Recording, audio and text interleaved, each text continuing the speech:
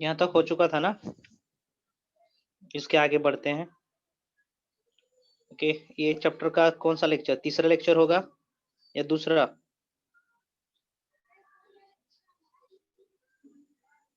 तीसरा।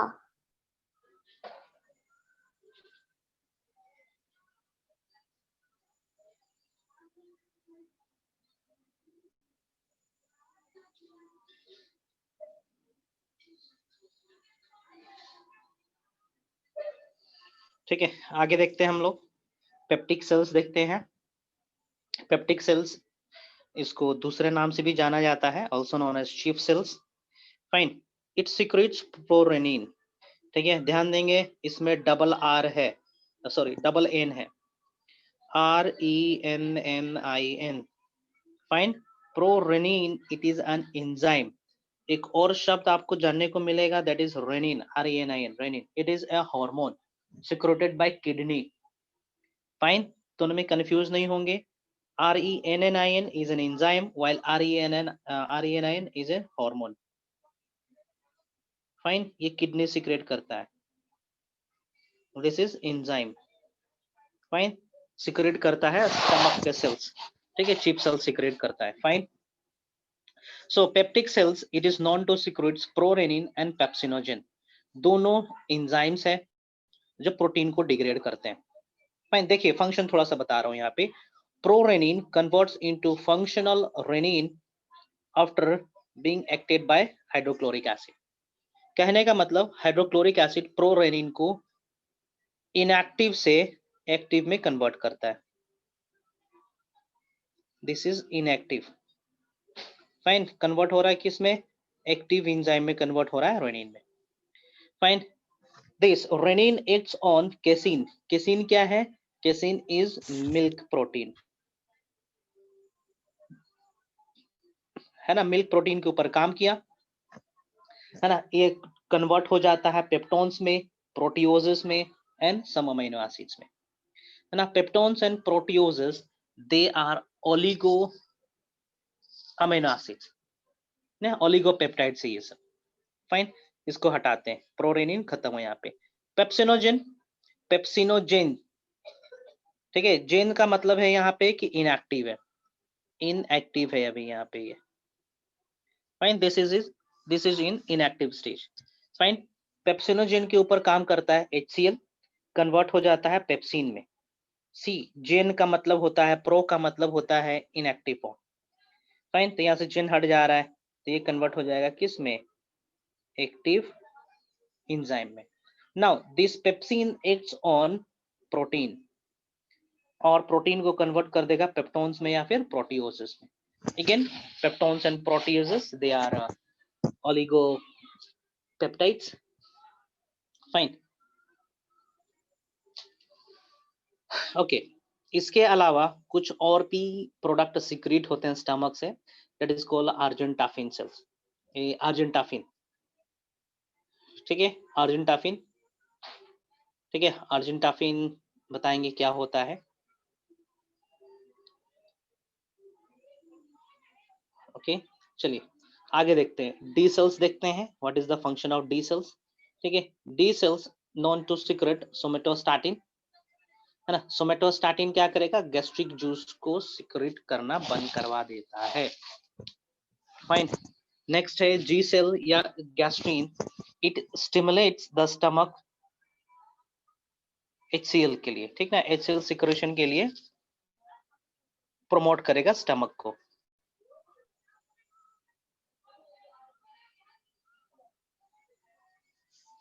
Fine, next is enterochromaffin, ECF, ठीक है, it secretes histamine and serotonin. Fine, इसके चलते क्या होता है? ब्लड कैपिलरीज का साइज बड़ा हो जाता है। हाँ हाँ, क्या बोल रहे हो जी?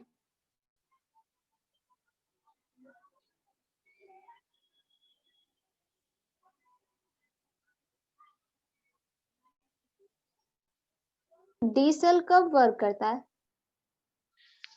डी सेल काम करेगा जब भोजन नहीं प्रेजेंट रहेगा स्टमक के अंदर तब।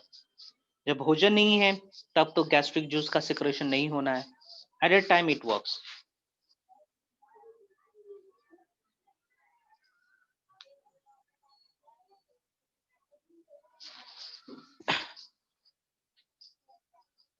ठीक है, और इन सभी को हम लोग टुगेदरली कह सकते हैं द सेल्स ऑफ आर्जेंटाफिन।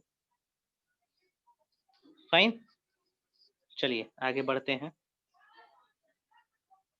चलिए चलिए चलिए और पढ़ते हैं हम लोग।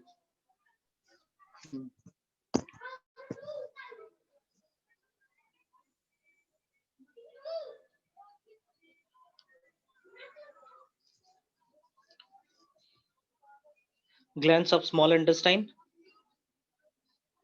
ठीक है, देखते हैं। ब्रूनस ग्लैंड प्रेजेंट रहता है ड्यूडेनम रीजन में, है ना। इसका फंक्शन होता है सिक्रेटिंग म्यूकस।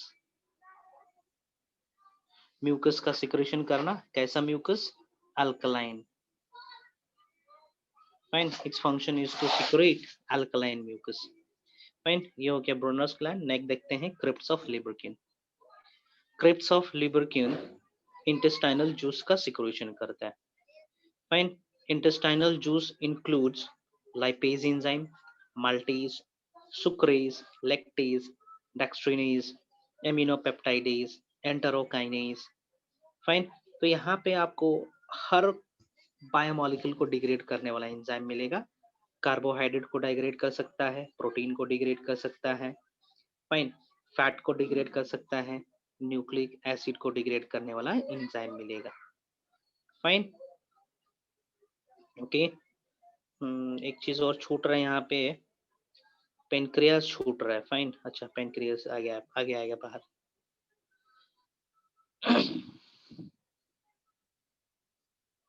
सबका फंक्शन हम आगे जिक्र करेंगे।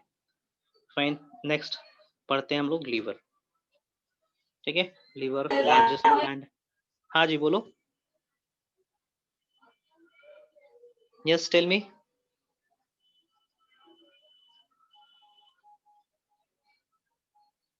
किसी का गलती से माइक ऑन हो गया होगा। अच्छा ठीक है, लीवर लार्जेस्ट ग्लैंड है ये। फाइन, इसके दो पार्ट होते हैं, राइट एंड लेफ्ट। ठीक है, राइट एंड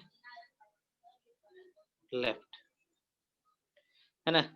और ये दोनों जोइन हो रखे हैं side, that is called falciparum ligament, sorry falciform ligament से दोनों जॉइंट हो रखा है ना। और लीवर के बाहर एक पतला सा लेयर सराउंडेड है जिसको हम लोग कहते हैं visceral peritoneum. Fine, the right part of has sub parts like right proper, ठीक है, caudate, QUADERNT, quadrate and caudate, quadrate and caudate. इतना इंपॉर्टेंट नहीं है, यू कैन स्किप दिस, हटा सकते हो, इतना खास नहीं है ना। Liver has the smallest functional unit called lobules, ये इंपॉर्टेंट है। फाइन, यदि लीवर का हम ट्रांसफर सेक्शन देखने की कोशिश करेंगे तो हमें कुछ इस तरीके से स्ट्रक्चर देखने को मिलेगा इसके अंदर, ठीक ना।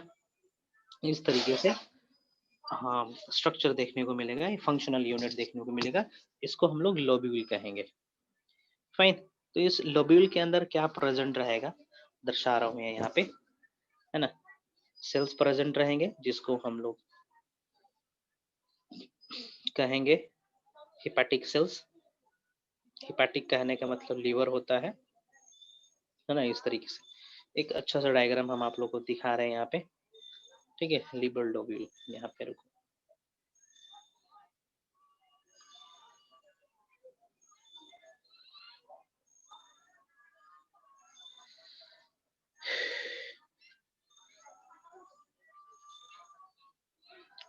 which one इससे अच्छा डायग्राम हो, ये देखें।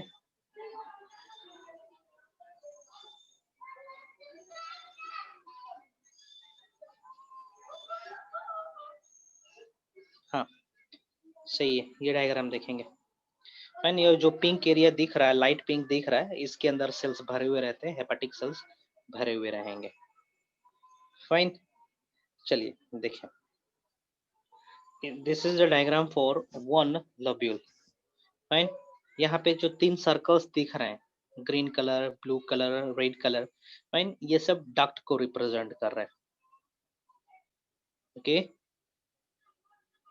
ठीक है। जैसे कि जो ग्रीन कलर है वो रिप्रेजेंट करता है बाइल डक्ट को, सुनते चले, बाइल डक्ट को रिप्रेजेंट करता है। मतलब इस डक्ट में, इस पाइपलाइन में, इस ट्यूब के अंदर बाइल मूव करेगा, बाइल जूस मूव करेगा।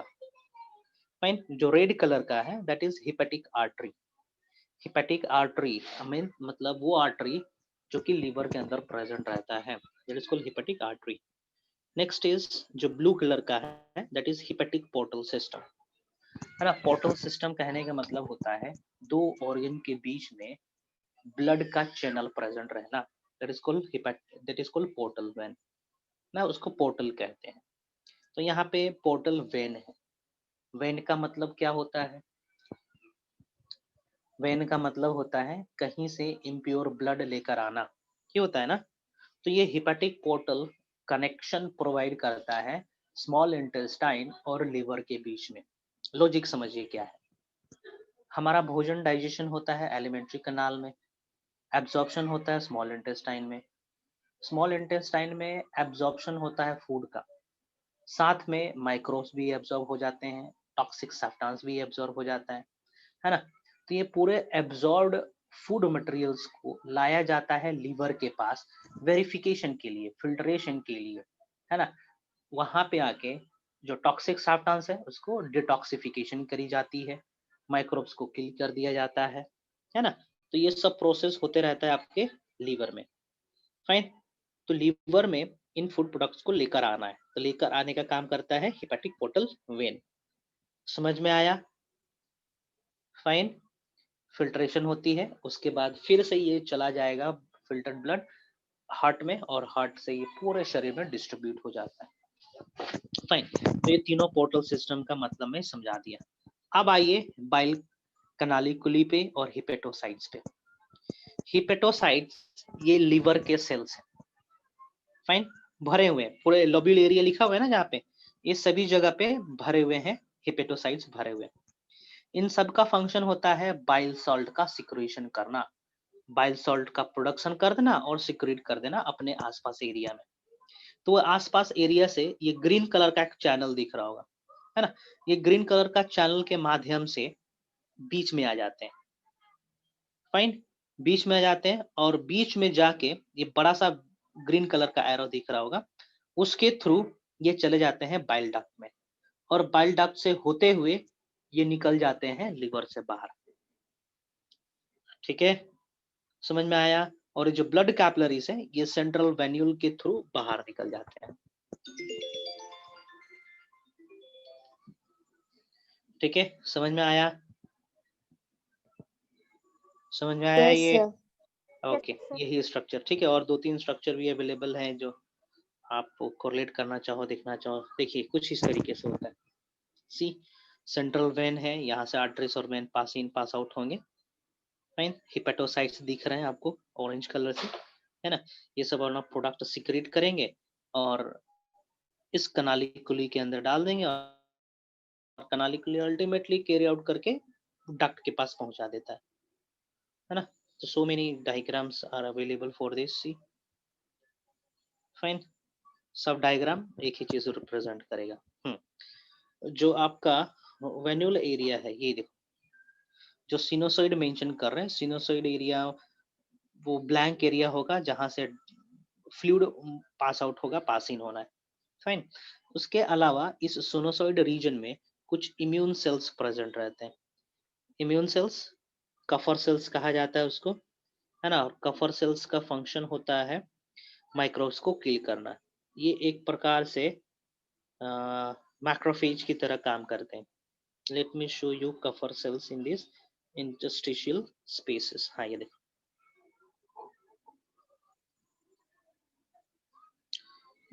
फाइब्रोसिस लिखा हुआ है, रुको।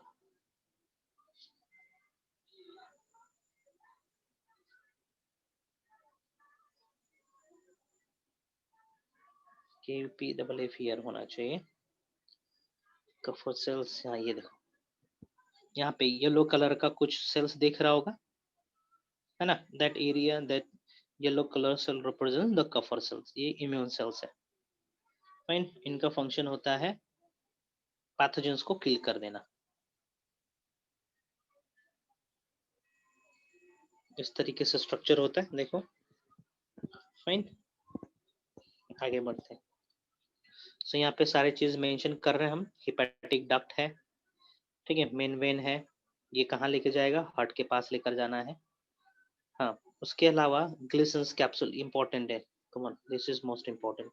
ग्लिसन्स कैप्सूल एक स्पेशल कैप्सूल है जो हर लोब्यूल के बाहर प्रेजेंट रहता है।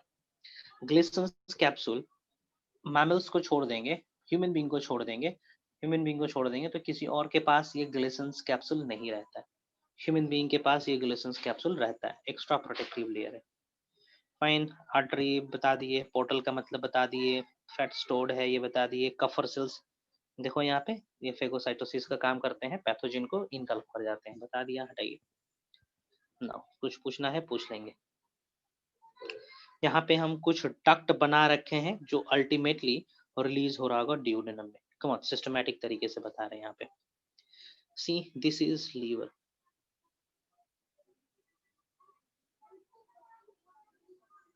फाइन, ये है liver, right liver and left liver. Paint कर लेने में बड़ा सुंदर दिख रहा है।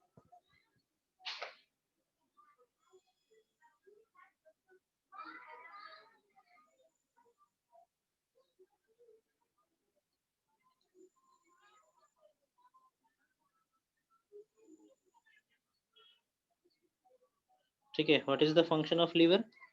The function of liver is to produce bile.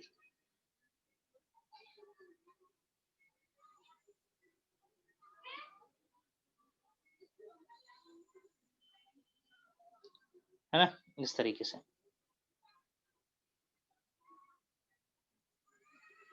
Diagram बनाओगे आप लोग, अच्छा। फाइन, सो देखिए यहाँ से क्या निकल के आ रहा है, यहाँ से निकल के आ रहा है डक्ट, हिपैटिक डक्ट है। फाइन, ये यहाँ से बाइल सल्ट को लेकर आ रहा है। एक लेफ्ट हिपैटिक डक्ट होगा और एक राइट होगा। फाइन, देयर हिपैटिक डक्ट, ये दोनों एक जगह पे मिल जाते हैं, फिर बाद में इसको कहा जाता है कॉमन हिपैटिक डक्ट।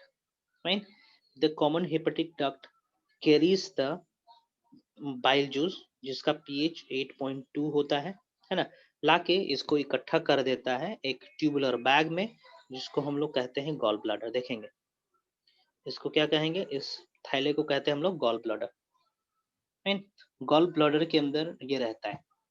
देखिए स्टार्टिंग में इसका पीएच होता है 8.2, गॉल ब्लैडर के अंदर रहता है, वहां से पानी बाहर निकल जाता है, जिसके चलते इसका कंसंट्रेशन और बढ़ जाता है, इसके चलते ये 8.2 पीएच वाला bile juice comes down to 7.2। Fine, okay, चलिए, स्टोर्ड हो गया, जब जरूरत पड़ेगा तो यहाँ से बाहर निकलेगा through common bile duct. Common, इस यहाँ पे इसका नाम है कॉमन हिपैटिक डक्ट, यहाँ पे इसका नाम हो गया कॉमन बाइल डक्ट। चलिए आगे बढ़ते हैं। यहाँ पे एक स्फिंक्टर प्रेजेंट है, कंट्रोल यूनिट है, दरवाजा का तरह है, खुलता है बंद होता है, जब जरूरत पड़ेगा बाइल जूस का स्टमक के अंदर तो ये दरवाजा खुल जाना है। स्टमक के अंदर नहीं, स्मॉल इंटेस्टाइन के अंदर खुल जाएगा, बाइल जूस यहाँ से बहना शुरू हो जाएगा। फाइन, तो यहाँ पे एक स्फिंक्टर है, इस स्फिंक्टर को कहा जाता है sphincter of Boyden. Fine, okay, helps in the filling of gallbladder present in ductus choledoductus.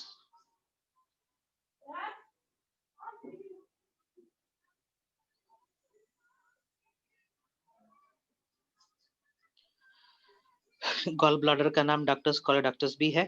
आगे बढ़ते हैं।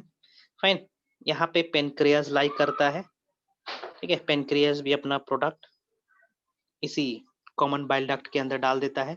नाउ नाउ अब इस डक्ट का नाम हो जाता है हिपैटो पेनक्रियाटिक डक्ट। नाम से पकड़ेंगे इसको, अब इसका नाम क्या हो गया, हिपैटो पेनक्रियाटिक डक्ट। हिपैटो मतलब लीवर, पेनक्रियाटिक मतलब पेनक्रियास, है ना, दोनों का प्रोडक्ट आ रहा है इसी कॉमन पाइप के साथ, इसीलिए इसका नाम हो गया हिपेटोपैनक्रियाटिक डक्ट। नाउ अब ये हिपेटोपैनक्रियाटिक डक्ट अपने प्रोडक्ट को ड्रेन करता है ड्यूडेनम में। फाइन, यहाँ पर प्रेजेंट है stomach, this is stomach. Fine, stomach से स्मॉल इंटेस्टाइन शुरू हुआ, जो पहला पोर्शन है ड्यूडेनम है, पता है हमें, है ना। यहाँ पे भी एक स्फिंक्टर प्रेजेंट है, this sphincter is known as sphincter of Oddi, ठीक ना, ओके, स्फिंक्टर ऑफ ओडी कहेंगे। और ये जो हिपेटोपैनक्रियाटिक डक्ट है, ड्यूडेनम के अंदर आते ही खत्म नहीं हो जाता है, थोड़ा सा इलोंगेटेड है ड्यूडेनम के अंदर, जिसको हम लोग एम्पुला रीजन कहते हैं, है ना, एम्पुला रीजन कहेंगे। चलो ये हो गया, एक बार फिर से देखना चाहो तो डायग्राम देख सकते हो आप।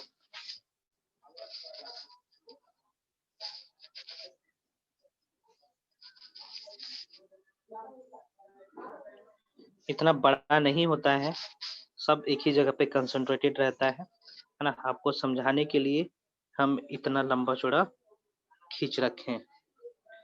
सी सी सी कहाँ पे ये यहाँ पे दिखेगा, नहीं दिखेगा।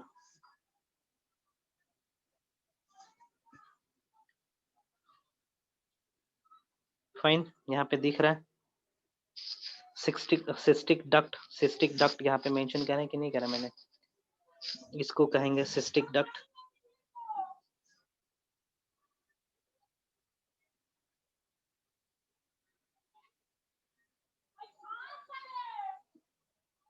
इसको कहेंगे हम लोग सिस्टिक डक्ट। फाइन, डायग्राम देखो, यहाँ पे क्लियर डायग्राम दिख रहा है। Come on see pancreatic duct, ठीक है। और कुछ दिखा दे आप लोग को, ये ज्यादा कॉम्प्लेक्स है। हाँ देखो यहाँ पे,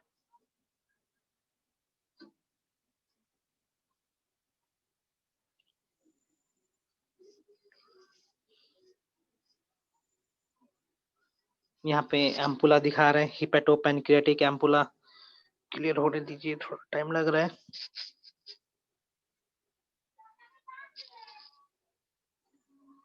नहीं आ रहा है,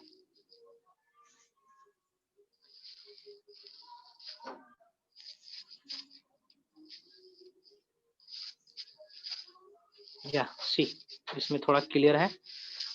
ड्यूडेनम में रीजन में देखेंगे जरा, हिपेटोपैनक्रियाटिक डक्ट आ रहा है ना, अंदर की ओर निकला हुआ है ड्यूडेनम के अंदर, that is the ampulla reason.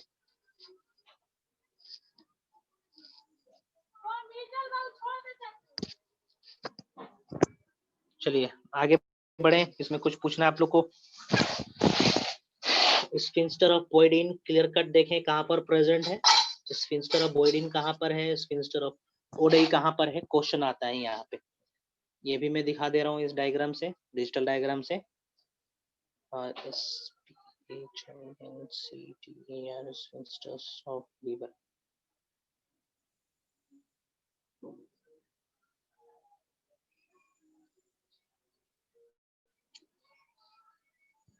कहाँ किसमें दिखाऊं।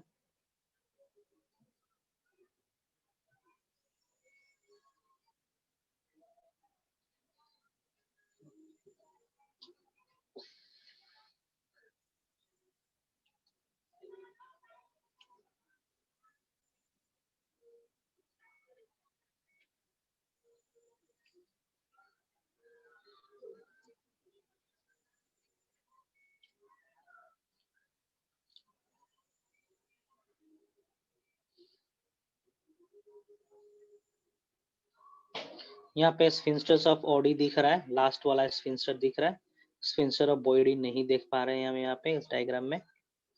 Fine,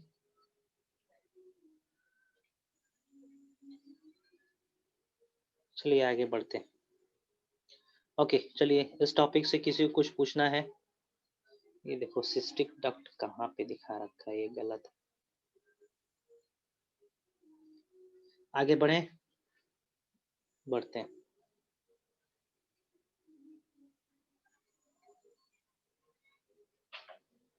okay, now liver produces, ध्यान से सुनेंगे।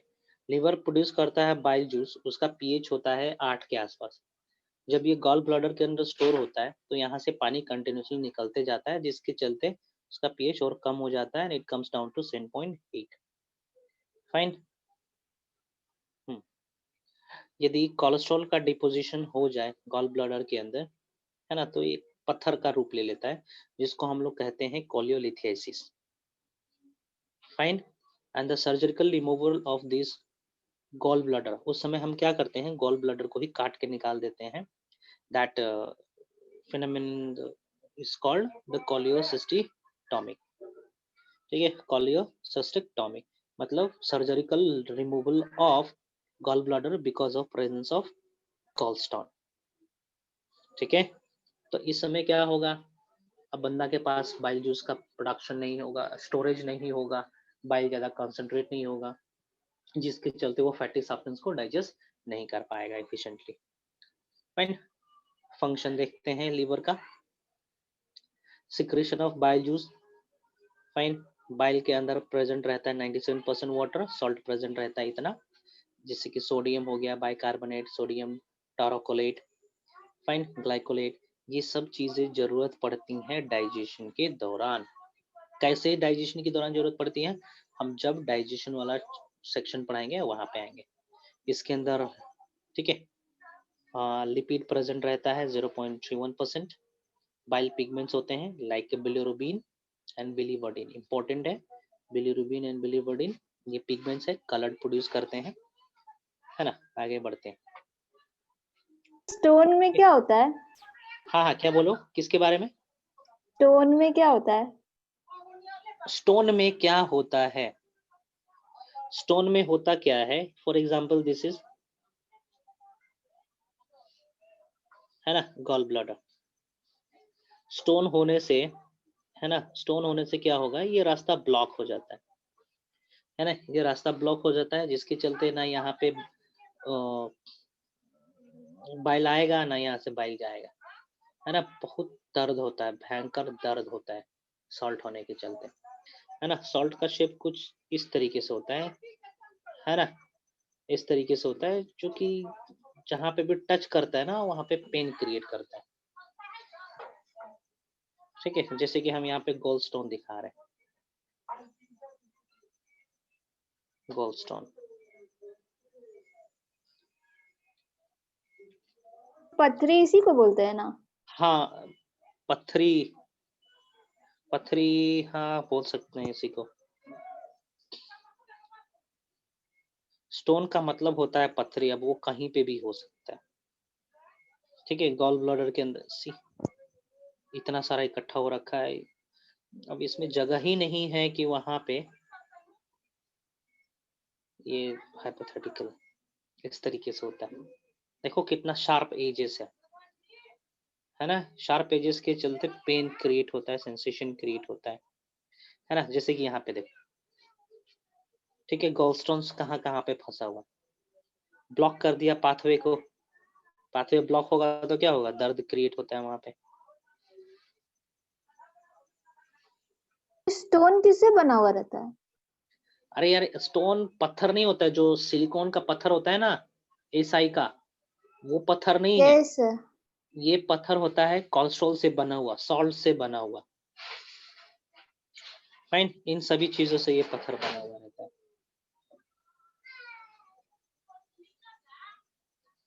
जैसे कि कहीं कहीं पे रियल फुटेज भी दिखाया गया होगा गोल्डस्टोन का, ये देखो, ये कुछ ज्यादा बना बढ़ा चढ़ा के दिखाया।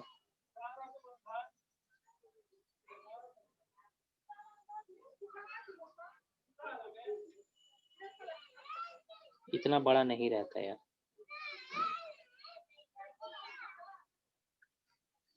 है ना। These are made up of salts, है ना, ये सॉल्ट होते हैं, कैल्शियम सॉल्ट्स होंगे, बाइल सॉल्ट्स होता है, कोलेस्ट्रॉल्स होते हैं, है ना, ये सब सॉल्ट से बने हुए रहते हैं स्टोन्स। ये देखो यहाँ पे दिख रहा है, ये सब तुम्हारे कोलेस्ट्रॉल से बना हुआ, ठीक ना, अलग अलग प्रकार के सॉल्ट से बना हुआ स्टोन है, इतना सारा। बहुत ही पेन क्रिएट करता है, बहुत ज्यादा पेन क्रिएट करता है, तो मजबूरन गॉल को हटाना पड़ता है। क्योंकि गॉल ब्लैडर इतना पतला है कि हम उसको काट के साफ नहीं कर सकते, बहुत ही थिन लेयर का बना हुआ रहता है ये bladder.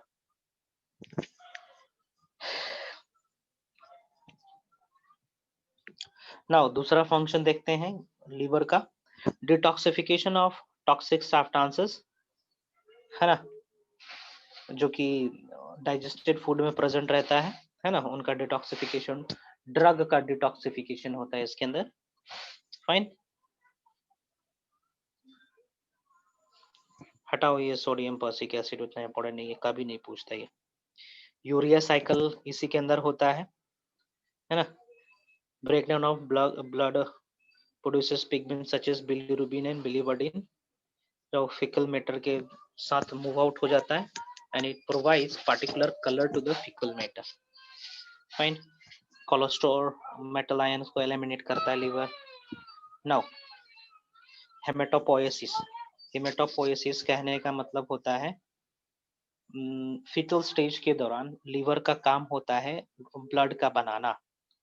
Fine, takes place in liver during fetal stage, a process by which blood is formed. Most important, haematopoiesis, haemoglobin blood का फॉर्मेशन होना, कब? एम्ब्रियोनिक स्टेज में। क्यों? क्योंकि अभी बेबी का डेवलपमेंट इतना नहीं हो रखा है कि बोन मैरो से ब्लड का प्रोडक्शन हो, तो एम्ब्रियोनिक स्टेज में लीवर का फॉर्मेशन पहले हो जाता है, तो लीवर से ब्लड का फॉर्मेशन होता है। ठीक है, liver also produce heparin, fibrinogen, prothrombin. Fine, तो ये सब क्या काम करता है जी? Heparin is anticoagulant, fibrinogen, prothrombin ये सब कोगुलेंट है ना। तो लीवर दोनों चीज को प्रोड्यूस कर रहा है, ब्लड कोगुलेट ना हो शरीर के अंदर वो मटेरियल भी प्रोड्यूस करता है, that is heparin. Blood coagulate कर जाए यदि कहीं पर लीकेज हो वो भी प्रोड्यूस करता है। ग्लाइकोजेनेसिस, ठीक है, ग्लाइकोजेनेसिस कहने का मतलब होता है formation of glycogen from glucose with the help of insulin, with the help of insulin, formation of glycogen from glucose with the help of insulin, insulin का फॉर्मेशन फंक्शन है ये दे देना, ग्लूकोज का यूटिलाइजेशन करवा देना। फाइन, ग्लूकागोन होता है। Okay good, चलिए नेक्स्ट, ग्लाइकोजिनोलाइसिस, ग्लाइकोजिनोलाइसिस कहने का मतलब होता है ग्लाइकोजन का ब्रेकडाउन होना। Fine, with the help of glucagon, ताकि ब्लड के अंदर ग्लूकोज का लेवल बढ़ सके। नाउ ग्लूकोनियोजेनेसिस, ग्लूकोनियोजेनेसिस कहने का मतलब होता है ग्लूकोज गैलेक्टोज का फॉर्मेशन होना फ्रॉम नॉन कार्बोहाइड्रेट सब्सटेंसेस, जैसे कि amino acid, nucleic acid, fat, इन सब का इस्तेमाल करके ग्लूकोज कार्बोहाइड्रेट का फॉर्मेशन कर देना, that is called gluconeogenesis. Neo मतलब नया। लाइपोजेनेसिस नाम से पता चल रहा है, लिपिड का फॉर्मेशन होना फ्रॉम नॉन लिपिड सब्सटेंसेस और सबस्ट्रेट, जैसे कि अमीनो एसिड एंड कार्बोहाइड्रेट। सो ये वाला सेक्शन देखेंगे एक बार आप लोग, ये वाला सेक्शन, कम ऑन, 3 4 5 6 पढ़ो जरा, यहाँ से डाउट हो रहा है तो पूछेंगे। इम्पोर्टेंट है यहाँ, इसी चैप्टर के लिए नहीं, पूरे बायोलॉजी के लिए इम्पोर्टेंट है प्रोसेसेस।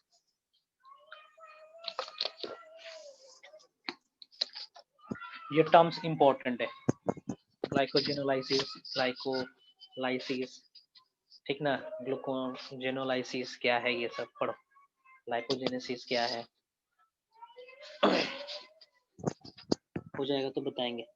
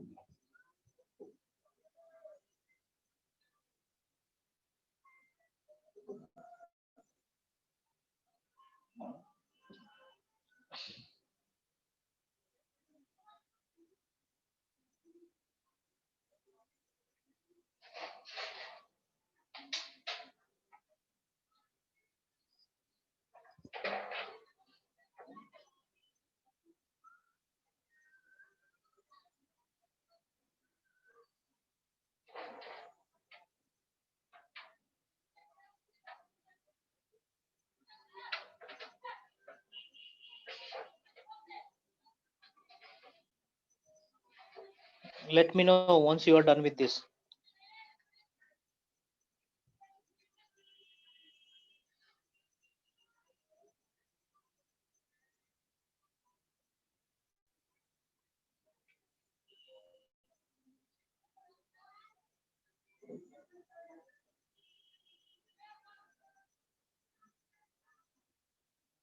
तो इंसुलिन तो शुगर को तोड़ता है ना, तो ग्लाइकोजन कैसे बनेगा?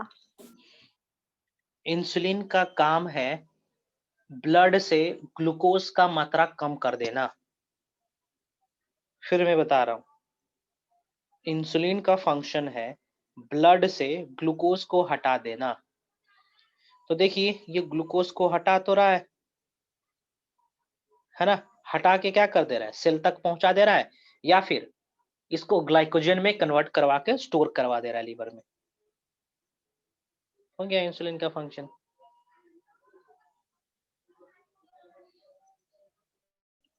और देखो, उसका अल्टीमेट एम है कि ब्लड से ग्लूकोज को हटा दे, ब्लड के अंदर ग्लूकोज को कम कर दे।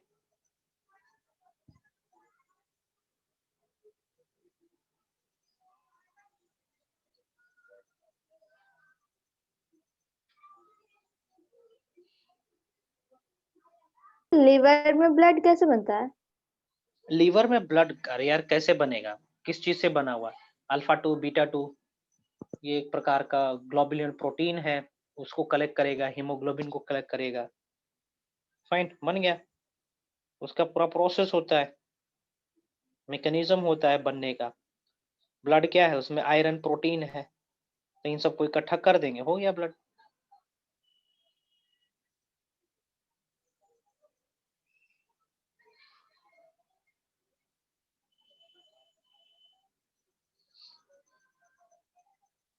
हो गया सर। हो गया, आगे बढ़े। फाइन।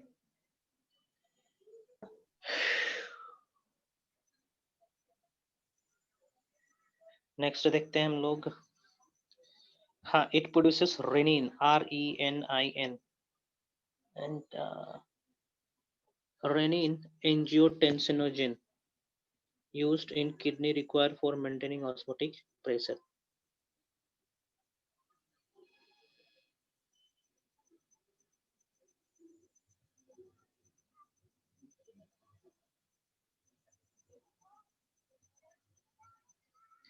है ना, ये रेनिन एंजियोटेंसिनोजिन की आवश्यकता पड़ती है to maintain the osmolarity in the body. इसके बारे में हम लोग पढ़ेंगे यूरिनेशन वाले चैप्टर में, ठीक ना, किडनी वाले चैप्टर में पढ़ेंगे, है ना। लीवर के अंदर इतना ज्यादा मेटाबॉलिज्म होता है कि मैक्सिमम हीट का प्रोडक्शन होता है लीवर में, और वो हीट ट्रांसफर हो जाता है पूरे बॉडी में। लिवर के अंदर fat, blood, carbohydrate, pigments stores होते हैं, है ना।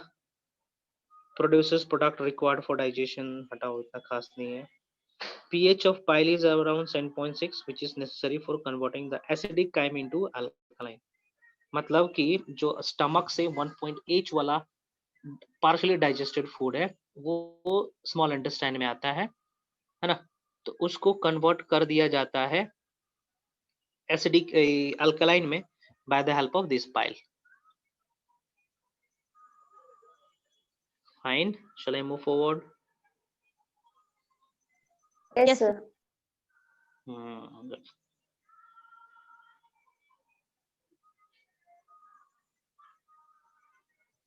गाना सुन रहे हो? कफर सेल्स का फंक्शन होता है फेगोसाइटोसिस करना, किल करना, ठीक ना, पैथोजेंस को किल करना। नाउ पेनक्रियाज, देखो जरा डायग्राम, देखो जरा यार थोड़ा सा।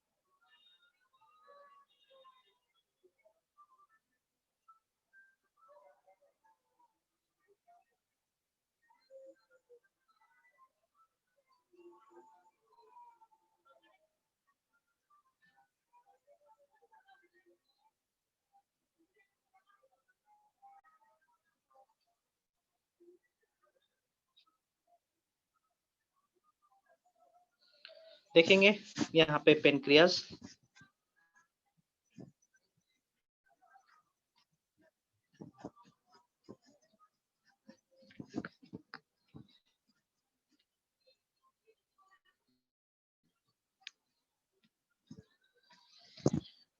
ओके ये एक डक्ट है, ये डक्ट आके मिल जा रहा है हेपेटोपेनक्रियाटिक डक्ट में, और एक डक्ट है जो कि सीधा जाके मिलता है स्मॉल इंटेस्टाइन में, है ना।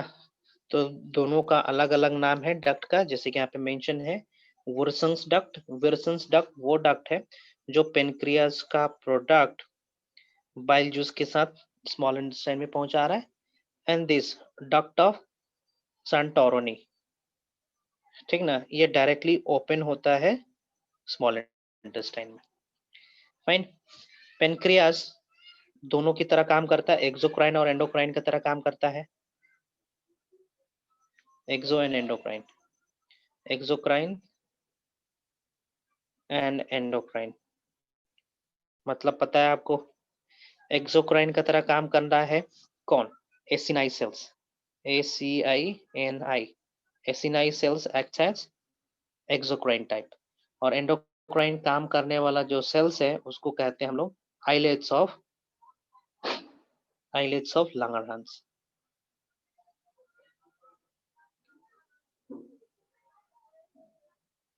आइलेट्स ऑफ लंगरहांस सेल्स कहते हैं। नाउ देखते हैं फंक्शन।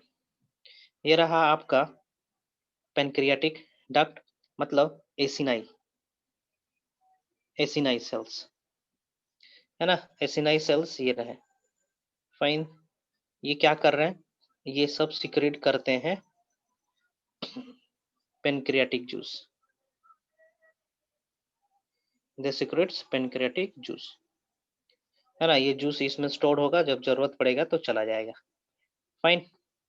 और ये रहा आइलेट्स ऑफ लंगरहांस सेल्स, बगल में ही रहते हैं। आइलेट्स ऑफ लंगरहांस सेल्स बहुत प्रकार के होते हैं, alpha, beta, delta and PP sales, है ना।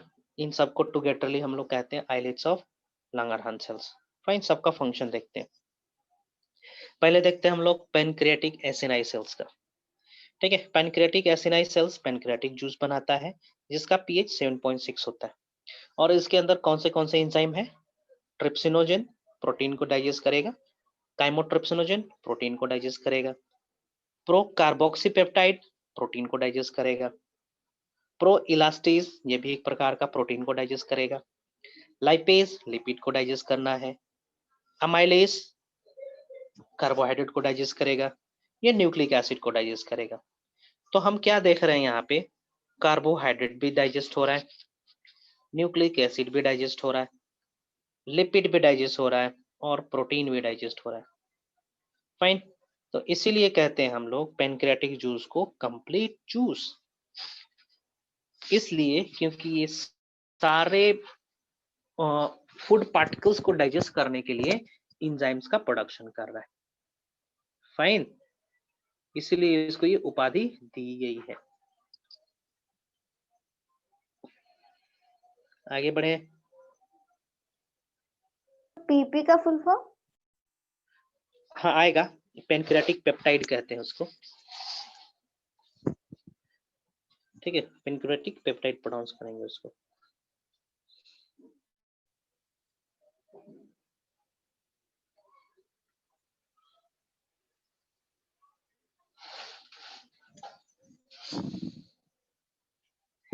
चलिए अब आते हैं हम लोग आइलेट्स ऑफ लंगरहांस सेल्स के पास, है ना। तो सबसे पहले देखते हैं अल्फा सेल्स। अल्फा सेल्स बनाता है ग्लूकेगॉन, ठीक है। Glucagon, what is the function of glucagon?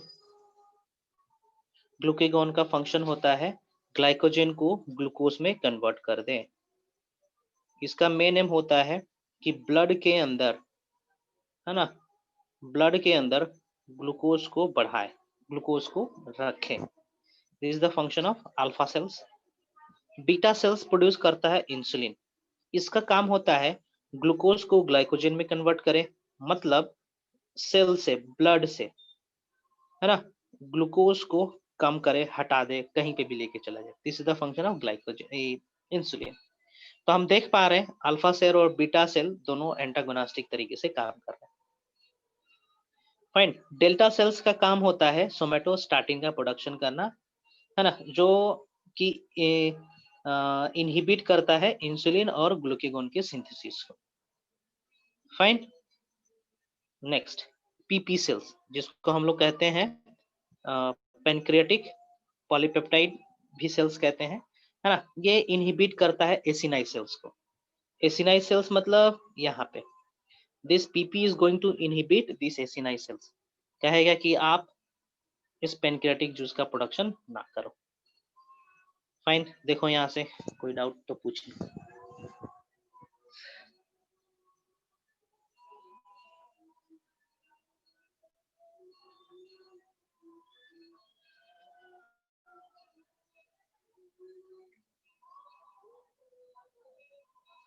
तो डेल्टा सेल कब वर्क करेगा?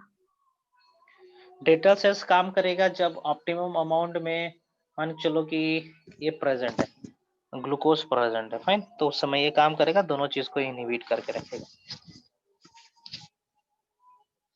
ठीक है, ऑप्टिमम अमाउंट में ब्लड में ग्लूकोज प्रेजेंट रहेगा तो उस समय काम करेगा ये, है ना, छोटे समय हो सकता है काम करेगा, कोई स्पेसिफिक नहीं मेंशन है कहीं पे कब काम करेगा, लेकिन आपका लॉजिक समझ में आना चाहिए कि ये कब वर्क करेगा। फाइन। तो ये वर्क करेगा जब ग्लूकोज का मात्रा ऑप्टिमम है, थ्रेशोल्ड लेवल पे है, कैपिलरीज के अंदर, ब्लड के अंदर, उस समय काम करना है ये।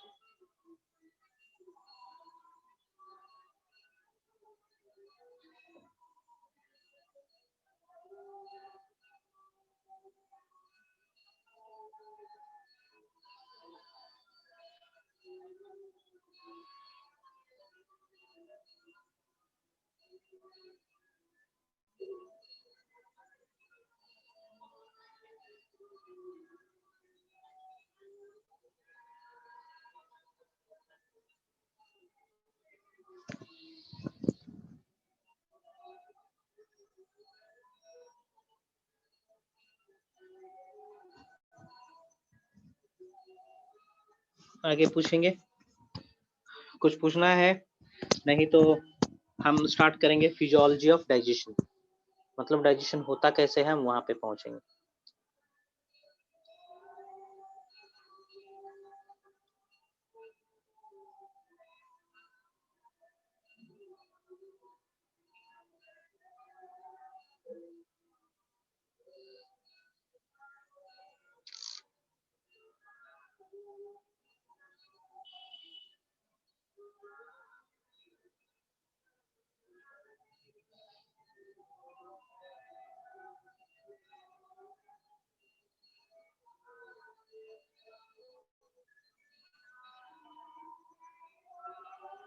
आगे बढ़िए सर।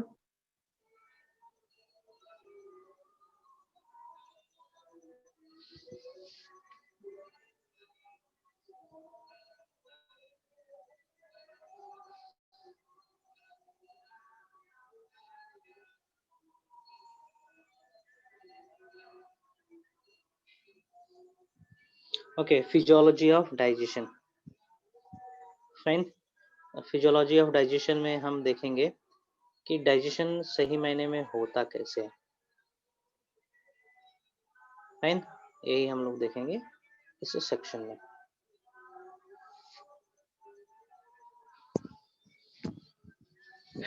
चलिए, so physiology of digestion includes certain steps such as ingestion, that is intake of food, digestion, absorption, assimilation and egestion। इतने सारे steps लाई करेंगे डाइजेशन के अंदर। तो सबसे पहले हम लोग देखते हैं ingestion.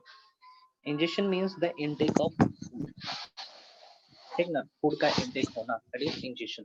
We take food in our buccal cavity, mouth, है ना, वहाँ पे च्यू करते हैं। फाइन, ओके ओके ओके, चलो यहाँ से लेके यहाँ तक पढ़ो जरा। एपिग्लोटिस, ग्लोटिस किस तरीके से काम होता है, ग्लूटिनेशन किसको कहते हैं, यहाँ पे मेंशन है, पढ़ो जरा। डिग्लूटिनेशन किसको कहते हैं, पढ़ो, आसान सा टॉपिक है।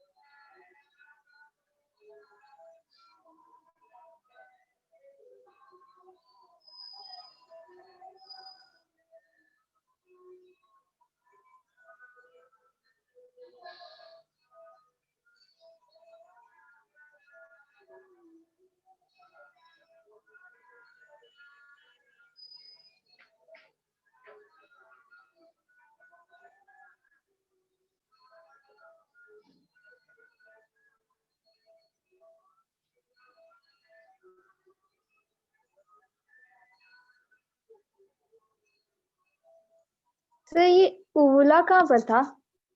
क्या उविला पन करता है swallowing के दौरान, नाक वाले पोर्शन को नहीं लिखा है, देखो तो। As the bolus gets ready, uvula closes internal nares. Near कहने का मतलब नाक, ठीक है, नाक का लोअर पोर्शन को बंद कर देता है ताकि भोजन नाक के माध्यम से बाहर ना आ जाए, समझे? Yes sir.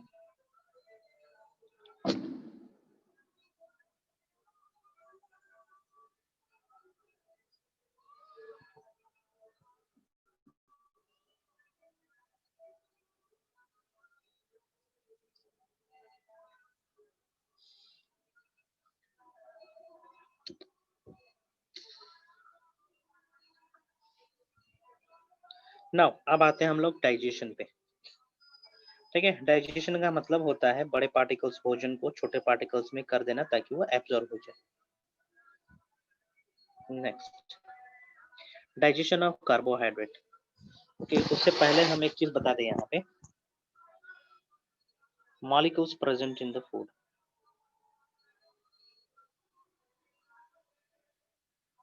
Molecules present in food, हमारे भोजन में क्या क्या प्रेजेंट रहता है?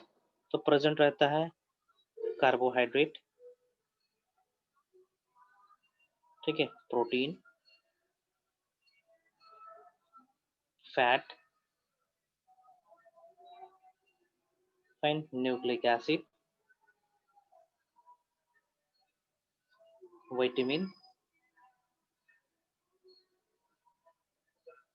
ठीक है, वाटर, ये सब कंपोनेंट्स प्रेजेंट रहते हैं हमारे फूड में, है ना। तो इन सभी का डाइजेशन हमें देखना होगा यहाँ पे, सभी का, फाइन, सभी चीजों का डाइजेशन हमें देखना होगा।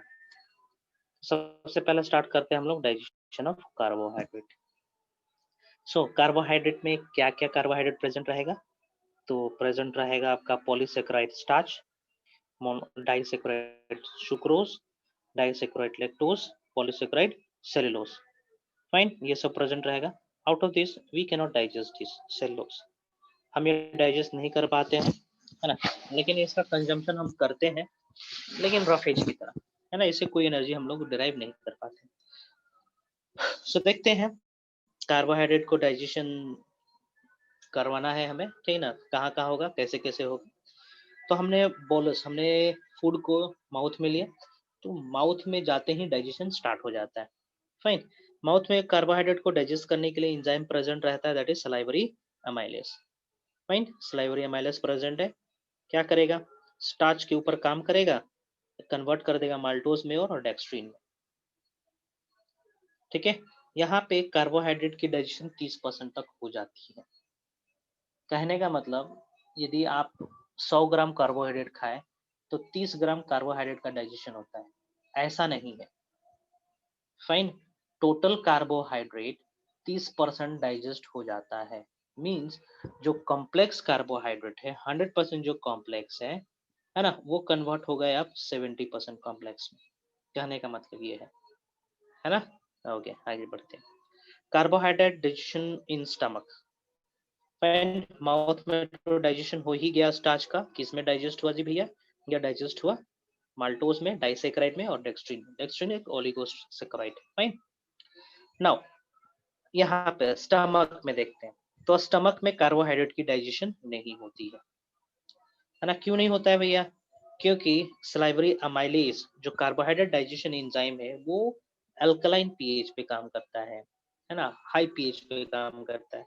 लेकिन स्टमक के अंदर पीएच कितना है, दिस इज 1.8, हाईली एसिडिक। यहाँ पे अमाइलेज डिग्रेड हो जाता है ना, डीनेचर्ड हो जाता है, इसीलिए वो डाइजेशन नहीं कर पाता है। फाइन, कार्बोहाइड्रेट की डाइजेशन नहीं हो पाती। Next, digestion of carbohydrate in small intestine. तो अब मजबूरन उसको कहाँ पहुंचना पड़ा, स्मॉल इंटेस्टाइन में पहुंचना पड़ा। फाइन, तो स्मॉल इंटेस्टाइन में सबसे पहले डाइजेशन का काम करेगा पेनक्रियाटिक जूस। तो पेनक्रियाटिक जूस में डाइजेशन, कार्बोहाइड्रेट को डाइजेस्ट करने के लिए एंजाइम होता है pancreatic amylase. Fine, pancreatic amylase dextrin पे, स्टार्च पे काम कर 0.8, इसके ऊपर काम करना है और कन्वर्ट कर देगा डेक्स्ट्रीन में और माल्टोज में।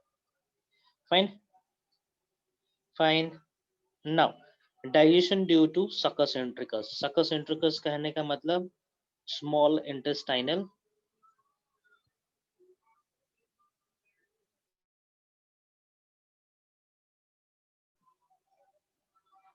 फाइन, दैट इज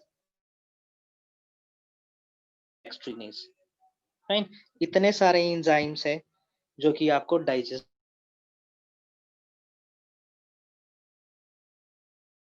कैसे कैसे उसमें ध्यान देंगे, इंपॉर्टेंट है।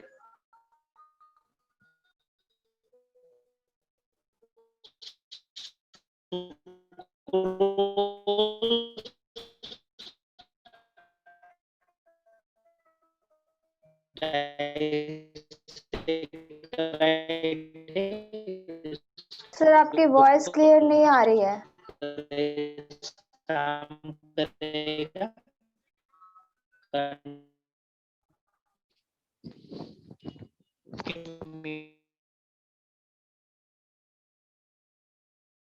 हमारे गांव के आसपास बारिश का माहौल हुआ था, लगता है नेटवर्क प्रॉब्लम करेगा। Now, am I audible? Am I audible properly? Yes sir. Hello, okay, fine fine. देखिए, कार्बोहाइड्रेट का डाइजेशन अब करवाना है हमें स्मॉल इंटेस्टाइन में। तो स्मॉल इंटेस्टाइन में डाइजेशन के लिए पहले आएगा एंजाइम ऑफ पेनक्रियास, है ना। तो जितना काम करना था कर दिया, है ना। अब enzyme of succus entericus means the enzyme of small intestine. तो स्मॉल इंटेस्टाइन का एंजाइम काम करता है और डाइजेशन 100% ब्रिंग कर देता है कार्बोहाइड्रेट का। कैसे, देखिए यहाँ पे, है ना, यहाँ जितना भी टिक किए हैं ये सब अलग अलग प्रकार के कार्बोहाइड्रेट्स है ना। इन सभी को 100% डाइजेस्ट करना है, मतलब मोनोसेक्राइड में कन्वर्ट करना है। Then who will do this, so it is achieved by the help of enzymes secreted by small intestine। तो देखिए कौन से स्मॉल इंटेस्टाइन वाले एंजाइम्स है यहाँ पे, जो कार्बोहाइड्रेट को डाइजेस्ट करेंगे, माल्टेज, सुक्रेज, लैक्टेज, डेक्स्ट्रिनेज। फाइन, इन सभी ये सभी एंजाइम्स रिस्पेक्टिव कार्बोहाइड्रेट के ऊपर काम करेंगे और एंजाइम्स को डाइजेस्ट कर देंगे। Dextrin it's a polymer of glucose, है ना, तो एक प्रकार का ग्लूकेन है, तो बहुत सारा ग्लूकोज मॉलिक्यूल्स निकलेगा, plus glucose plus glucose plus glucose. ठीक है, now this is important, carbohydrate का कंप्लीट डाइजेशन स्मॉल इंटेस्टाइन में होता है। ठीक है, कार्बोहाइड्रेट का कंप्लीट डाइजेशन स्मॉल इंटेस्टाइन में आके हो रहा है। आगे बढ़ते हैं, नेक्स्ट लैक्टेज इंटॉलरेंस का मतलब क्या होता है? लैक्टेज इंटॉलरेंस मींस कुछ इंडिविजुअल ऐसे होते हैं जिसके पास लैक्टोज को डाइजेस्ट करने का एंजाइम प्रेजेंट नहीं रहता है ना। Lactose is what? It's a carbohydrate, milk carbohydrate, है ना, तो इसको डाइजेस्ट नहीं कर पाते हैं हम, है ना, उसके अंदर लैक्टेज एंजाइम नहीं रहता है, तो क्या होता है? वोमिटिंग होगा, डिसेंट्री होगा, डायरिया होगा, फर्मेंटेशन होगा, पेट खराब होगा, है ना, तो उसको हम उस डिसऑर्डर्स को हम लोग कहते हैं लैक्टोज इंटॉलरेंस, है ना। एक मेरा दोस्त था उसको ये प्रॉब्लम था, लैक्टोज इंटॉलरेंस, है ना, he was unable to digest milk, है ना, तो जब मिल्क कंज्यूम करता था या तो वॉमिट हो जाता था या फिर डिसेंट्री डायरिया होने लगता, है ना। प्रॉब्लम ये है कि उन लोगों में लैक्टेज एंजाइम का प्रोडक्शन बंद हो चुका है या फिर बहुत कम होता है, राइट। तो इसलिए प्रेस्क्राइब करा जाता है कि भैया दही खाइए instead of consuming milk, fine. Lactase enzyme milking infants में ज्यादा होता है, ठीक है, बच्चों में लैक्टेज एंजाइम अबंडेंट अमाउंट में प्रोड्यूस होता है ना। इवन लैक्टेज एंजाइम स्टमक में भी प्रोड्यूस होता है इन केस ऑफ इन्फेंट, है ना। अडल्ट के केस में लैक्टेज एंजाइम तो स्मॉल इंटेस्टाइन बना रहा है, फाइन, लेकिन बच्चों के केस में स्मॉल इंटेस्टाइन के अलावा स्टमक में भी प्रोडक्शन होता है ना। क्यों होता है? ओरिजिन, क्योंकि बच्चे तो डिपेंडेंट रहते हैं मिल्क पे ही, है ना, इसीलिए। Shall I move forward? आगे बढ़े। Yes, sir. फाइन, यहाँ पे देखेंगे cellulose cannot be digested so it can be used as roughage, RHOUGAGE। Roughage, roughage का मतलब क्या होता है? रफेज ये वो बाल मूवमेंट में मदद कर, अपने स्टमक, अपने लार्ज इंटेस्टाइन से उसमें मदद करते हैं, फाइन। सर क्योंकि रफेज इनके का तो पास स्पेलिंग सही था, RHOUGHAGE, ROUGHAG। रफेज है, ROUGHAG लिखा हुआ है, देखते हैं रफेज का स्पेलिंग, रफेज ROUGHAG सही है क्या?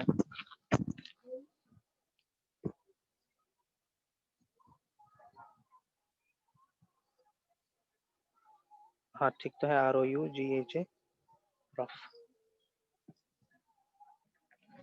ठीक, रफ लिखते हैं ना, उसी से रफ, रफ कॉपी बोलते हैं ना, उसी से है रफेज। हमने क्या लिखा था? RHOUGHAG लिखा था क्या? Yes sir. ये लिखा था हमने, देखते हैं क्या डिफरेंस है दोनों में।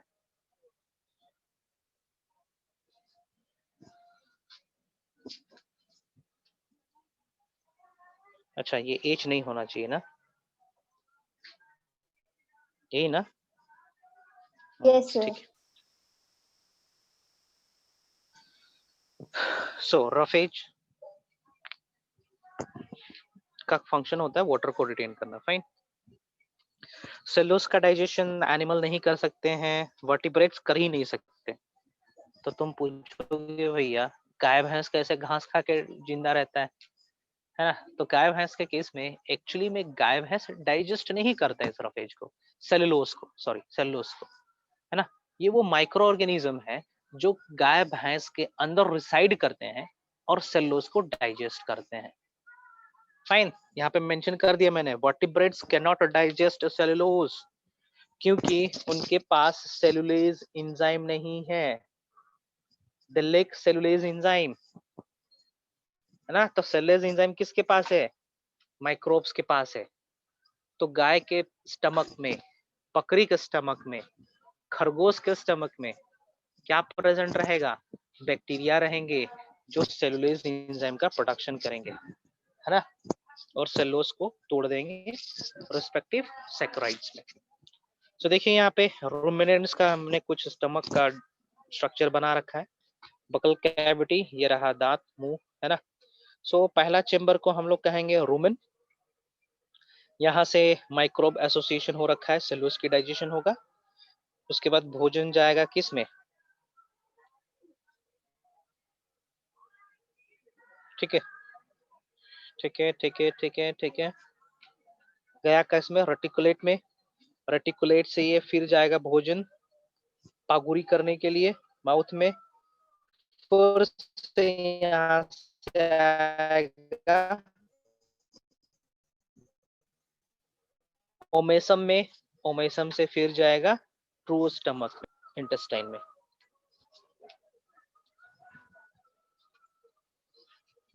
फाइन, इस तरीके से होता है, ठीक है। देखो क्या रास्ता है, इस तरीके से आया, यहाँ गया, फिर इधर गया, फिर इधर आया, इस तरीके से होता है। रूमेन, रूमेन से रेटिकुलेट में, रेटिकुलेट से जाएगा माउथ में फिर से पागुरी करने के लिए, फिर से आएगा ओमेसम में, OMASUM, and from omasum it comes down to abdomen, ठीक है। ट्रू स्टमक में आएगा। ट्रू स्टमक इसलिए बोल रहे हैं क्योंकि यहाँ पे रुगे प्रेजेंट रहेंगे, bile juice, sorry gastric juice का सिक्रेशन होना है। ओमेसम, रूमेन और रेटिकुलेट में ये सब का प्रोडक्शन नहीं होता है, इसलिए इसको ट्रू स्टमक कहा गया है, समझे। गाय भैंस को देखा आपने पागुरी करते हुए, रूमिनेशन कहा जाता है उसको। टेम्पोरली अपने भोजन को रूमेन में स्टोर करते हैं, फिर से निगल के माउथ में लाएंगे, रेटिकुलेट के थ्रू पागुरी करेंगे, है ना, अच्छे तरीके से चू करेंगे, फिर ओमेसम में डालेंगे, ओमेसम से ये चला जाएगा स्टमक में, वहां पे प्रोटीन का डाइजेशन होना है। पॉइंट, चलिए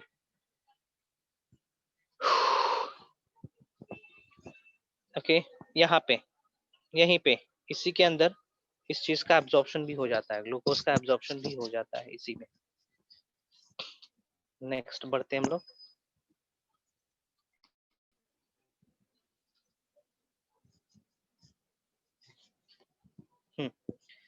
आगे बढ़ते हैं, किसका बारी है, डाइजेशन ऑफ प्रोटीन, ठीक है। डाइटरी प्रोटीन, प्रोटीन के अंदर हम लोग क्या क्या खाते हैं, तो we eat pulses, casein that is milk protein, animal protein, elastin जो जानवर खाते हैं हम लोग, मरे हुए जानवर, जैसे कि चिकन खाया, मटन खाया, पोर्क खाया, बीफ खाया, सांप खाया, है ना।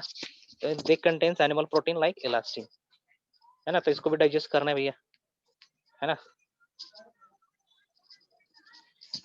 देखते हैं, सबसे पहले देखते हैं हम लोग digestion of milk protein in stomach, ध्यान से सुनेंगे। Lactose, lactose and casein they are present in milk.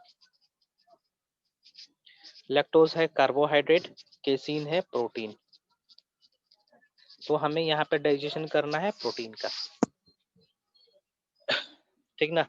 So casein converts into पारा कैसिन, ठीक है। केसिन कन्वर्ट्स इनटू पारा कैसिन, कैसे होता है, इसके ऊपर काम करना है HCl, हाइड्रोक्लोरिक एसिड। फाइन, पारा कैसिन बाइंड करता है कैल्शियम आयन से, रेनिन काम करेगा, कन्वर्ट्स इनटू पारा कैसिनेट, है ना। ये कर्ड का तरह दिखता है, जिसको हम लोग कहते हैं कर्डलिंग ऑफ मिल्क, बिकॉज पारा कैसिनेट बाइंड्स विद कैल्शियम आयन, है ना। देन इसके ऊपर काम करेगा pepsin, converts into peptones. Fine, okay, चलिए आगे बढ़ते हैं। Digestion of protein in small intestine. सुनेंगे स्मॉल इंटेस्टाइन में कौन से एंजाइम है? ट्रिप्सिनोजेन है, काइमोट्रिप्सिनोजेन है, कार्बोक्सीपेप्टाइडेज है, प्रो इलास्टेस है। सारे के सारे इनएक्टिव है ना। इनएक्टिव इसलिए है ताकि ये काम ना करे, काम करना शुरू कर देगा। अब हम प्रोटीन कुछ खाए ही नहीं है और एंजाइम एक्टिव है तो क्या करेगा? वो हमारे ही म्यूकस को डाइजेस्ट करना शुरू कर देगा, इसीलिए इसको इनएक्टिव फॉर्म में रखा जाता है। फाइन। इन सभी को एक्टिव करने के लिए एंटेरोकाइनेज की आवश्यकता पड़ती है। Enterokinase is the enzyme which is produced in small intestine. तो जैसे ही भोजन पेट से स्मॉल इंटेस्टाइन में जाएगा, है ना, एंटेरोकाइनेज एक्टिव हो जाएगा। एंटेरोकाइनेज एक्टिव कर देता है ट्रिप्सिनोजेन को, काइमोट्रिप्सिनोजेन को, प्रो कार्बोक्सीपेप्टाइडेज को और प्रो इलास्टेज को, एंड दे बिकम एक्टिव, है ना। एक्टिव होने के चलते क्या होगा? डाइजेशन शुरू कर देंगे, देखेंगे, है ना। देखो, ट्रिप्सिनोजेन के ऊपर काम किया एंटेरोकाइनेज, है ना, ट्रिप्सिन बन गया। ओके, और एंटेरोकाइनेज दूसरे एंजाइम को भी एक्टिव कर सकता है ना। उसके अलावा ट्रिप्सिन खुद को भी एक्टिव कर सकता है, उसके अलावा और भी अन्य इनएक्टिव प्रोटीन डिग्रेडिंग एंजाइम को भी एक्टिव कर सकता है। फाइन, इसलिए इसको सेल्फ और ऑटो कैटालिटिक एक्टिविटी। फाइन, सो ये हो गया। अब देखते हैं क्या हो रहा है। प्रोटीन, पेप्टोज, पेप्टोन्स जितने भी है इसके ऊपर सारे एंजाइम काम करेंगे, लाइक ट्रिप्सिन, काइमोट्रिप्सिन, है ना। इसको कन्वर्ट कर देंगे पेप्टाइड्स में। ध्यान से सुनेंगे। फाइन, पेप्टाइड्स के ऊपर काम करेगा कार्बोक्सीपेप्टाइडेज, ये इंपॉर्टेंट है, ध्यान से सुनेंगे। Peptides means the chain of amino acid, the chain of amino acid. Fine, इसके ऊपर काम करा कार्बोक्सीपेप्टाइडेज। नाम से पता चल रहा है कि ये कार्बोक्सिल ग्रुप पे कुछ कर रहा होगा। यस, क्या करता है कार्बोक्सीपेप्टाइडेज? ये अमीनो एसिड प्रोटीन को तो तोड़ेगा, प्रोटीन मॉलिक्यूल्स, प्रोटीन जिससे बना हुआ है, अमीनो एसिड से बना हुआ है, पॉलीपेप्टाइड, है ना। इस पॉलीपेप्टाइड को तोड़ना शुरू करता है किस एंड से? है ना, उस एंड से जहां पे कार्बो COH ग्रुप प्रेजेंट हो, कार्बोक्सिल ग्रुप प्रेजेंट हो। देखेंगे यहाँ पे क्या लिखा हुआ है, clips single amino acid from carboxyl terminal of peptide. जहां पे COOH ग्रुप एक्सपोज्ड है उस रीजन से पॉलीपेप्टाइड को तोड़ना शुरू करता है। फाइन, ये खासियत होता है कार्बोक्सी पेप्टाइडेज का। ध्यान देंगे, कार्बोक्सी पेप्टाइडेज रिलीज करता है pancreas, while aminopeptidase is secreted by succus centricus। Elastin animal protein है, इलास्टेज काम करेगा। देखिए टूट गया, पेप्टाइड्स में टूट गया। Now activity of succus entericus enterokinase enzyme and aminopeptidase काम करेगा, देखते हैं क्या होता है आगे। पेप्टाइड है, अमीनोपेप्टाइडेज है ना। ये क्या कर देगा? सबको अमीनो एसिड में कर देगा, ठीक ना, डाइपेप्टाइड में कर देगा, ट्राइपेप्टाइड में कर देगा, इन सभी में कन्वर्ट कर देता है। फाइन, तो अमीनो एसिड्स बन चुका है यहाँ पे, मतलब देता हूँ। अगले क्लास में हम form here digestion of fats and oils. Digestion के बाद एब्जॉर्प्शन करेंगे, उसके बाद विटामिन्स के बारे में डिस्कस करेंगे, फाइन, डिसऑर्डर्स करेंगे और ये चैप्टर खत्म। Now your turn to ask the question. Proteoses and peptones में क्या डिफरेंस है? बस units of amino acids, peptones और प्रोटीएजेस में बस यही डिफरेंस है कि किसी में 20 के आसपास अमीनो एसिड्स होंगे, किसी में 50 के आसपास होंगे, है ना, यही डिफरेंस है।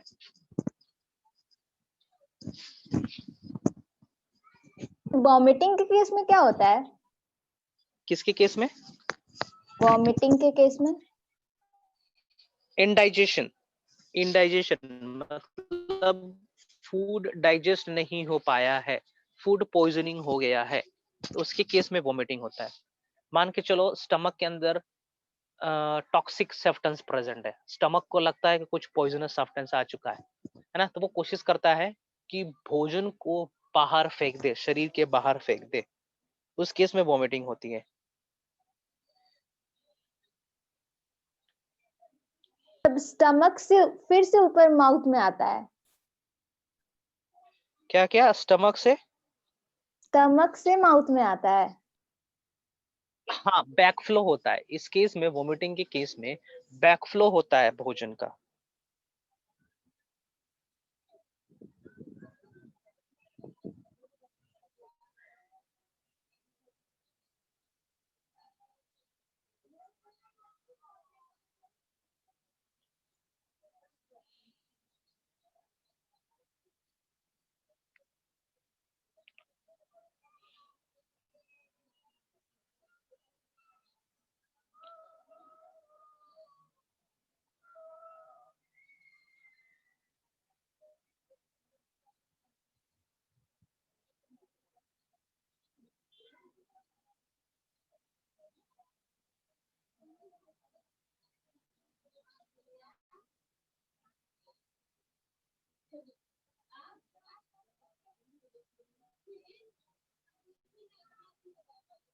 और कुछ?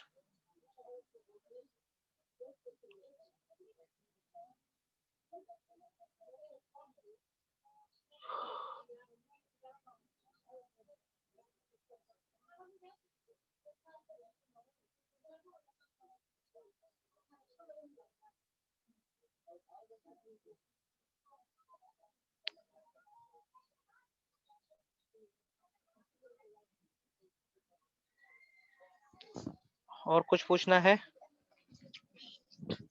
तो लैक्टियल किसको बोलते हैं? हाँ हाँ, लैक्टिल्स बोलेंगे इसको, लिम्फ को, ठीक है, लिम्फ वेसल्स को, जो बनता है तुम्हारा स्मॉल इंटेस्टाइनल रीजन में, जब वो एब्जॉर्ब करता है इसको, फैट को, फाइन, उसको लैक्टिल्स कहते हैं। बताएंगे एब्जॉर्प्शन वाले सेक्शन में बताएंगे, ठीक है। लैक्टिल्स कहते हैं, काइल कहते हैं, है ना, बताएंगे। पढ़ना है, सब पढ़ना है, सब बताएंगे।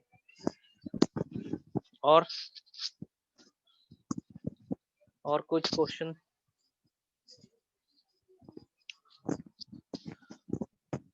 No sir. ओके, ठीक है, तो साइन ऑफ कर सकते हैं आप लोग। अगले क्लास में हम लोग डाइजेशन ऑफ कार्बोहाइड्रेट, फैट देखते हैं। Fine, you can sign off, मैं थोड़ा लेक्चर अपडेट कर दे रहा हूँ। Thank you sir. ओके।